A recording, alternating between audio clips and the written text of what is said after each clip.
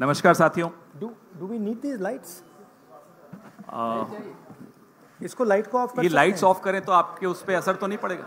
असर पड़ेगा। ठीक है ठीक है ठीक है। ओके ओके ओके, इतना विरोध की जरूरत नहीं, मान गए। See, we always listen to the media. धन्यवाद। We don't like to bully you and all that. शुरू करें। हाँ जी।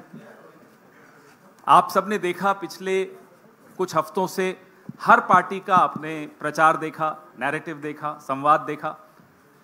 महाविकास आघाड़ी और कांग्रेस पार्टी का हमेशा एक विश्वास रहा है कि सकारात्मक कैंपेन होना चाहिए, लोगों के मुद्दे जरूर किसी भी कैंपेन और किसी भी प्रचार में आने चाहिए। अब मैं तुलना नहीं करूंगा, आप खुद तुलना कर रहे हैं, रोज देख रहे हैं कि कैसे किसका प्रचार है। राहुल गांधी जी ने, मल्लिकार्जुन खड़गे साहब ने, हमारी पूरी पार्टी ने हमेशा ये प्रयास किया है कि मुद्दों पर आधारित प्रचार हो और मुद्दों पर आधारित ही सरकारें चलें, मुद्दों पर आधारित ही राजनीति हो। मैं ज़्यादा समय नहीं लूँगा, मैं राहुल गांधी जी से आग्रह करूँगा कि वो इस प्रेस वार्ता को शुरू करें। नमस्कार। I'd like to welcome all of you here. Maharashtra का जो चुनाव है विचारधारा का चुनाव है और 1-2 अरबपति और गरीबों के बीच में चुनाव है।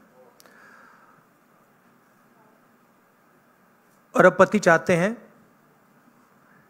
कि मुंबई की जमीन उनके हाथ चले जाए। एस्टिमेट है 1 लाख करोड़ का एस्टिमेट है। 1 अरबपति को 1 लाख करोड़ रुपए देने की बात है। ये बैकग्राउंड मैं आपको दे रहा हूं। हमारी सोच है कि महाराष्ट्र के किसानों को, गरीबों को, बेरोजगार युवाओं को मदद की जरूरत है। रोजगार, महंगाई मेन इश्यूज हैं और हमने क्लियरली बोला है, हर भाषण में मैं बोलता हूं कि हमारी फोकस महिलाओं की मदद करने का है। 3,000 रुपये हर महिला के बैंक अकाउंट में हम डालेंगे। फ्री बस ट्रैवल होगा महिलाओं के लिए। किसानों के लिए 3 लाख रुपए तक का कर्जा माफ होगा। सोयाबीन के 7,000 रुपये प्रति क्विंटल। प्याज के किसानों के लिए fair price committee. Fair MSP कपास के किसानों के लिए। कास्ट सेंसस जो हम तेलंगाना में, कर्नाटक में करवा रहे हैं, वो हम महाराष्ट्र में करवाएंगे। हम जानना चाहते हैं और महाराष्ट्र की जनता को बताना चाहते हैं कि किसकी कितनी यहाँ पे भागीदारी है, कितना पार्टिसिपेशन है, किसकी कितनी आबादी है।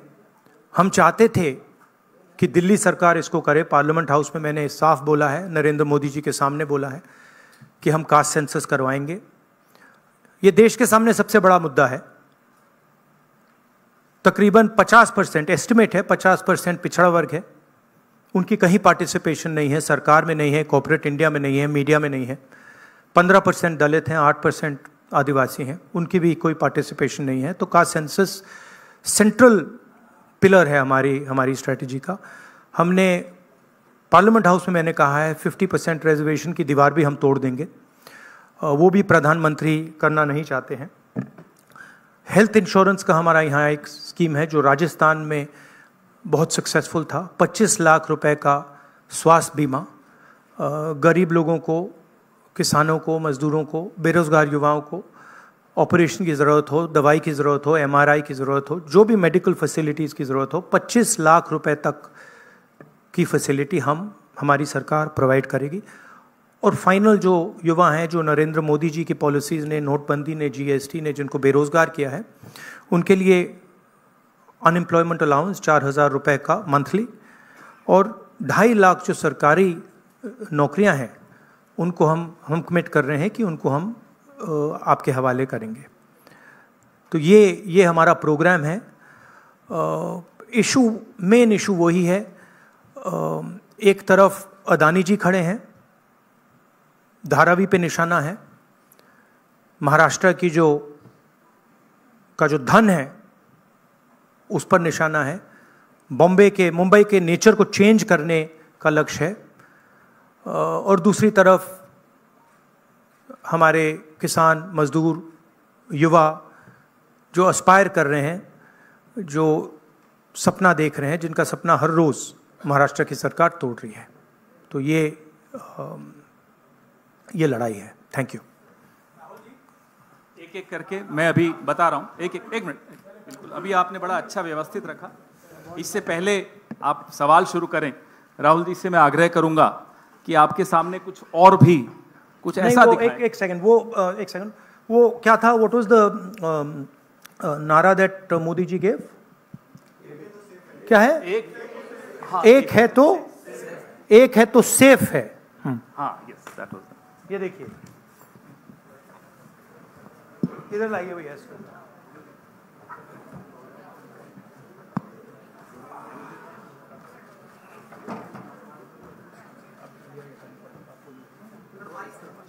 ये है नरेंद्र मोदी जी का एक है तो सेफ है। ये देखिए, एक है तो सेफ है।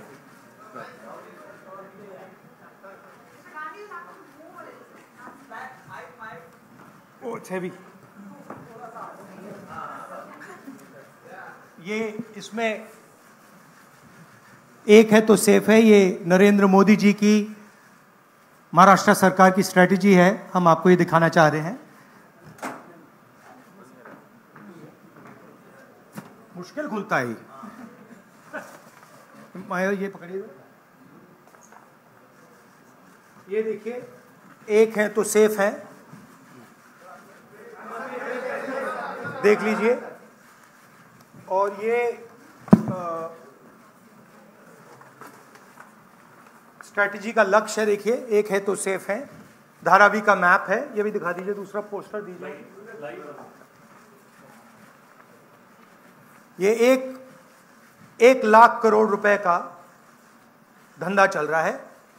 ये आप देखिए, हमारे प्रधानमंत्री जी और अदानी जी एक साथ खड़े हैं, एक हैं तो सेफ हैं, और ये लक्ष्य है। तो उन्होंने अपना नारा दिया है, हम उनका थोड़ा नारे को आपको समझाना चाहते थे। धन्यवाद राहुल जी। ये अच्छा है, इसको पीछे रखेंगे। अच्छा, वो पोस्टर भी लगा दो साइड पे। पकड़ लो, एक इस साइड पकड़ लो बस। बताइए भैया। एक सेकेंड। आलोक देशपांडे, इंडियन एक्सप्रेस। राहुल जी, आप हमेशा कहते आए हैं कि महाराष्ट्र के डीएनए में कांग्रेस है। तो जब से ये इलेक्शन का मुद्दा शुरू हुआ, तब जब विकास का मुद्दा था, तो आज वो आगे कटेंगे तो कटेंगे, वोट जिहाद इन मुद्दों पे आके रुक गया है। तो क्या आपको लगता है कि इन सारी स्लोगन्स के वजह से महाराष्ट्र के डीएनए को नहीं, उनका जो स्लोगन, मेन जो स्लोगन है, एक है तो सेफ है, वो मैंने इतनी अच्छी तरह आपको दिखाया है, उसको समझाया है कि एक है तो सेफ है। एक कौन है? एक नरेंद्र मोदी जी हैं, अदानी जी हैं, अमित शाह जी हैं। सेफ है तो कौन सेफ है? अदानी जी सेफ हैं। कष्ट किसको होगा? धारावी की जनता को होगा। नुकसान किसका होगा? धारावी की जनता को होगा। जो हिंदुस्तान की स्मॉल और मीडियम इंडस्ट्रीज हैं, जिसका एक चिन्ह धारावी है, उसको एक व्यक्ति के लिए खत्म किया जा रहा है। तो लड़ाई यही है। नारा उन्होंने दिया, हमने आपको समझा दिया। इस इलेक्शन का नारा मोदी जी ने दिया है और बिल्कुल सही नारा है। एक है तो सेफ है। सवाल है, सेफ कौन है, सेफ किसका है, एक कौन है, यह सवाल है। दीपक भट्टू से लोकमत। राहुल जी, आज मार्केट में किसानों को सोयाबीन का 4,000 रुपया करीबन रेट मिल रहा है। एमएसपी है 4,830 रुपया। तो आपने कहा है कि हम लोग 7,000 रुपये देंगे अगर सत्ता पे आएंगे तो, और प्लस बोनस। तो 4,000 और 7,000 प्लस बोनस, ये जो डिफरेंस है वो कहाँ से कांग्रेस कॉम्पेंसेट करेगी? ये हमने सारे कैलकुलेशंस कर रखे हैं, हमारा एक्सपीरियंस है, हमने ऐसी ही पॉलिसीज छत्तीसगढ़ में चलाई हैं। तो financially there is no problem, this is easily feasible, we have done all the calculations. Study किया है हमने, अगर आप डिटेल्स चाहते हैं तो हमारी टीम से हम आपको पूरा फाइनेंशियल डिटेल्स, ये जो हमारी कमिटमेंट्स हैं, इसका पूरा फाइनेंशियल डिटेल हम आपको दे देंगे, कोई प्रॉब्लम नहीं है। रंजीत सिंह, ANI। अभी राहुल जी गुड मॉर्निंग, मैं रंजीत, ANI से। आप चूंकि काफ़ी केंद्रित हैं धारावी के मुद्दे को लेकर के, तो मैं सवाल करना चाहूँगा कि 2005 से धारावी में कोई डेवलपमेंट हुआ नहीं है, रीडेवलपमेंट के नाम पे अगर हम बात करें तो अब जो योजना वहाँ चल रही है, आप चूंकि कह रहे हैं कि बिलियनियर को लखपति बनाने की कोशिश है, लाख करोड़ का उनका टारगेट है, तो 2005 से अब तक जो विकास नहीं हुआ है, अब अगर शुरू हुआ है उसमें आपको कमियां नजर आती हैं, और आप सरकार आने पे बदलने की बात भी की है महाविकास आघाड़ी ने। नहीं, विकास नहीं हुआ सवाल नहीं है, रीडेवलपमेंट, हाँ रीडेवलपमेंट, हाँ, तो उसके लिए अगर सरकार आपकी आती तो योजना बंद होगी, तो वो पुनर्विकास और लंबा नहीं किया जाएगा, 3 साल या 5 साल कम से कम लगेंगे, फिर एक बार शुरू होके और लेट। देखिए, हमारी पोजीशन बिल्कुल क्लियर है। ये जो जमीन है, जो लोग धारावी में रहते हैं उनकी जमीन है, वो उस पे सालों से रह रहे हैं, वहाँ पे वो काम करते हैं, स्मॉल और मीडियम बिजनेसेस का हब है। धारावी को कन्वर्ट करने में दूसरी भी इश्यूज हैं, मैंग्रोव्स की जो ज़मीन है वो छीनी जा रही है, यहाँ पे बाढ़ आती है, ज़्यादा आएगी, लोगों को नुकसान होगा, और पूरा का पूरा काम एक व्यक्ति की मदद करने के लिए है। That is our objection. Our objection is that it is unfair. It is being done, the entire political machinery is being twisted to help one person.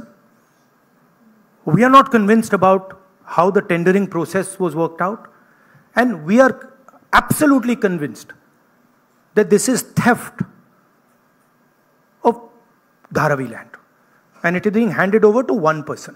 इसी व्यक्ति को देश के एयरपोर्ट्स दिए जा रहे हैं, इसी व्यक्ति को डिफेंस की पूरी मैन्युफैक्चरिंग की इंडस्ट्री दी जा रही है, इसी व्यक्ति को पोर्ट्स दिए जा रहे हैं, इसी व्यक्ति को धारावी दिया जा रहा है, इसी को मुंबई का एयरपोर्ट दिया जा रहा है। और मैंने यहां पे आपको क्लियरली दिखाया है कि पुराना रिश्ता है प्रधानमंत्री का, तो ये अदानी जी अपने आप नहीं कर सकते हैं।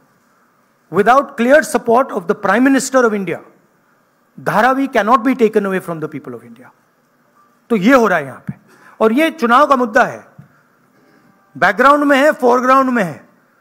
यही मुद्दा है कि महाराष्ट्र का जो धन है वो महाराष्ट्र की जनता को मिलेगा, महाराष्ट्र के लोगों को मिलेगा, या फिर एक व्यक्ति को मिलेगा। और मैंने यहां प्रोजेक्ट्स के बारे में बोला है, मेरे पास लिस्ट है जो प्रोजेक्ट्स महाराष्ट्र के थे, जो आपसे छीनकर, महाराष्ट्र के युवाओं से छीनकर दूसरे स्टेटों में गए हैं। मैं लिस्ट पढ़ना चाहूंगा, और टोटल इसकी जो वैल्यू है, महाराष्ट्र के युवाओं को मालूम होना चाहिए कि आपकी सरकार क्या कर रही है। वेदांता का फॉक्सकॉन सेमीकंडक्टर प्लांट जो था, 1 लाख युवाओं को महाराष्ट्र में रोजगार मिलता, 1.5 लाख करोड़ रुपए की इंडस्ट्री का प्रोजेक्ट था, यह आपसे छीन लिया गया है। टाटा एयरब्रश प्रोजेक्ट, 6000 युवाओं को हाईली टेक्निकल रोजगार मिलता, 1.8 लाख करोड़ रुपए का प्रोजेक्ट है, यह आपके हाथों से छीन लिया गया है। IPhone manufacturing plant, 75,000 jobs Maharashtra के युवाओं को मिलते, 2 लाख करोड़ रुपए का प्रोजेक्ट था, यह आपके हाथ से छीन लिया गया है। International finances service centre, 2 lakh युवाओं को रोजगार मिलता, 1.63 लाख करोड़ का प्रोजेक्ट है, यह आपके हाथ से छीन लिया गया है। गेल पेट्रोकेमिकल प्रोजेक्ट, 60,000 करोड़ का प्रोजेक्ट है, 20,600 युवाओं को रोजगार मिलता, यह आपसे छीन लिया गया है। बट ड्रग पार्क, 80,000 युवाओं को रोजगार मिलता, 3,000 करोड़ का प्रोजेक्ट है। सेमीकंडक्टर प्लांट्स, 90,000 करोड़ के प्रोजेक्ट्स हैं, 3 लाख युवाओं को रोजगार मिलता। टोटल 5 लाख युवाओं के जो जॉब्स हैं वो आपसे छीने गए हैं। महाराष्ट्र के युवाओं, आप इस बात को समझिए, धारावी की जमीन छीनी जा रही है। मोदी जी सामने बोल रहे हैं, एक हैं तो सेफ हैं, अदानी जी को दी जा रही है। 7 लाख करोड़ रुपए के प्रोजेक्ट्स आपसे छीने गए हैं और 5 लाख युवाओं को रोजगार मिल सकता था, वो आपसे लिया गया है और दूसरे प्रदेशों में गया है। यह रिकॉर्ड है, यह पक्की बात है, यह हवा की बात नहीं है। अनन्या गुप्ता, पीटीआई। और अगर आप इसके डिटेल चाहते हैं तो हम आपको सबको डिटेल्स दे सकते हैं। महाराष्ट्र के युवाओं, आप ये बात समझिए, आपसे आपकी सरकार, महाराष्ट्र की सरकार रोजगार चोरी कर रही है। Sir, if we see the tendering process, it is stated that everyone will get houses in Dharavi who are staying over there. So how do you claim and justify that people will get Everybody homeless? knows how Adani tendering process works. The whole country knows it. Okay, everybody knows how CBI is used, how ED is used, how income tax department is used, how people are pressured. An example is sitting in front of you in Mumbai airport. It's there for everybody to see. Now, it's one thing if the media doesn't want to report it, right? But the fact of the matter is the whole country knows that Mr. Adani is fully supported by the Prime Minister, and anything that Mr. Adani wants, he gets. Sir, Deepa इस कदम elections में साकाल, एक second please, अनुशासन please. Deepa कदम साकाल। धारावी का redevelopment policy कैसी होगी, इसका आपके पास counter agenda क्या है? धारावी का रीडेवलपमेंट कैसे होगा, इसका धारावी का डेवलपमेंट जो वहां के स्टेक होल्डर्स हैं उनके इंटरेस्ट को लेकर होगा। आज उनके इंटरेस्ट को परे किया जा रहा है, उनके इंटरेस्ट को निगेट किया जा रहा है और इनके इंटरेस्ट को पूरा सपोर्ट दिया जा रहा है। और सिर्फ धारावी की बात नहीं है, दूसरी जमीन की बात है, मैंग्रोव्स की बात है, मुंबई की फ्लडिंग की बात है। तो ये सिंपल चीज नहीं है कि भाई सिर्फ धारावी जा रहा है, ये बड़ा कॉम्प्लिकेटेड डिसीजन है। और हम चाहते हैं कि जो धारावी के स्टेक होल्डर्स हैं और मुंबई की जनता का इसका फायदा हो। तो जो भी होगा स्टेक होल्डर्स से पूछकर, स्टेक होल्डर्स के पार्टिसिपेशन के साथ होगा। एक व्यक्ति के लिए सारे रूल्स तोड़कर नहीं होगा। राजू सोनवने, एबीपी माझा।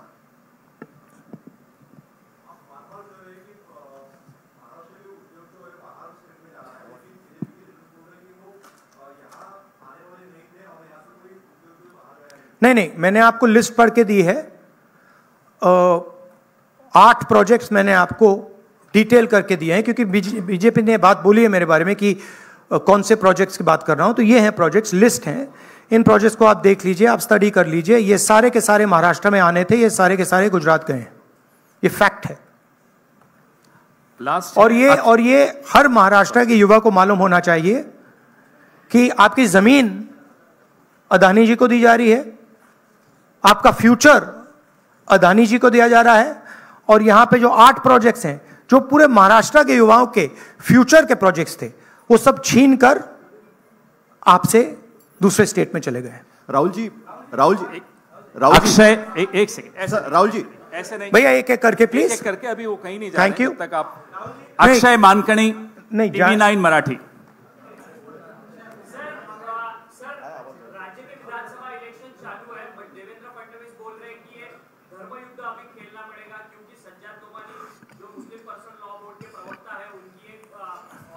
ये देखिए बीजेपी को डिस्ट्रैक्ट करने की आदत है। मैंने आपसे कहा कि मेन मुद्दा रोजगार का है, उसके बाद मैंने आपको ये 8 प्रोजेक्ट्स की लिस्ट दी, राइट, जो डिटेल कर रहे हैं कि 7 लाख करोड़ के प्रोजेक्ट्स यहाँ से गए और 5 लाख युवाओं को जो रोजगार मिलना था वो महाराष्ट्र की सरकार ने यहाँ से भेज दिए। धारावी की ज़मीन की बात की, 1 लाख करोड़ रुपए की वैल्यू है, महाराष्ट्र की है, मुंबई की है, मुंबई के लोगों की है, वो आपके सामने छीनी जा रही है। जो स्टेक होल्डर्स हैं उनको परे किया जा रहा है, ठीक है। किसानों को सही दाम नहीं मिलता है, बेरोजगारी बढ़ती जा रही है, महंगाई है। अब बीजेपी इन सवालों के जवाब कैसे दे? वो दे ही नहीं सकती है, तो डिस्ट्रैक्ट तो करना ही पड़ेगा, कुछ ना कुछ तो करना पड़ेगा, मगर डिस्ट्रैक्शन होगा नहीं। लास्ट क्वेश्चन साहिल जोशी। राहुल जी यहाँ पर है। राहुल जी यहाँ पर है भैया, last question please. Rahul ji यहाँ पर है। किसको दे रहे हैं? साहिल यहाँ पर। सर यहाँ पर सर, कल जो महाविकास आघाड़ी की रैली हुई थी, वहां पर उद्धव ठाकरे ने कहा कि अगर उनकी सरकार आएगी तो सबसे पहला काम वो ये करेंगे कि अडानी का टेंडर रद्द करेंगे। क्या आपको लगता है कि आप और शिवसेना यूबीटी इस बात पर ज्यादा पॉलिटिकली अलाइंड है, आइडियोलॉजिकली आप ज्यादा अलाइंड है? कल आपके ट्वीट का भी उन्होंने जिक्र किया था जो आपने बाला साहब ठाकरे के इस पर किया था, तो आपको लगता है कि आप दोनों ज्यादा अलाइंड है इस चीज? नहीं, देखिए सिंपल सी बात है, हमारी जो सरकार आएगी वो महाराष्ट्र के लोगों की इंटरेस्ट को प्रोटेक्ट करेगी। जो धारावी में हो रहा है वो महाराष्ट्र की जनता के इंटरेस्ट के खिलाफ है, वो धारावी के जो रेजिडेंट्स हैं उनके इंटरेस्ट के खिलाफ है, वो मुंबई के जो रेजिडेंट्स हैं उनके इंटरेस्ट के खिलाफ है। हम महाराष्ट्र के, मुंबई के और धारावी के जो रेजिडेंट्स हैं उनके इंटरेस्ट को प्रोटेक्ट करेंगे, इसीलिए हम एक साथ खड़े हैं। और जो उद्धव जी ने कहा है वो सही है और उसका मैं सपोर्ट करता हूं। धन्यवाद राहुल जी, आप सबको बहुत बहुत धन्यवाद। फिर आएंगे, बहुत जल्दी आएंगे सर। 23 तारीख के बाद फिर आएंगे। धन्यवाद, थैंक यू। सुनिए भैया, एक सेकंड मुझे बोलने दीजिए, मुझे बोलने दीजिए प्लीज। एक सेकंड मुझे बोलने दीजिए। एक सेकंड। सो थैंक यू, आप सबका बहुत बहुत धन्यवाद। आगे भी जाना है, देखिए मुझे झारखंड जाना है। भैया आप प्लीज बैठ जाइए, मैं बात कर रहा हूं, आप बैठ जाइए 2 मिनट, डिस्टर्ब मत कीजिए। हाँ, तो आप सबका मैं धन्यवाद करता हूं। मुझे झारखंड में भी ऐसा ही प्रेस कॉन्फ्रेंस करना है और टाइमिंग की थोड़ी इशू है, तो मैं आप सबका धन्यवाद करता हूं। और इन चीज़ों के बारे में आपके और सवाल हों तो हमारी टीम यहाँ है, जो भी आपके सवाल होंगे वो डिटेल आपको दे देंगे। थैंक यू वेरी मच, नमस्कार।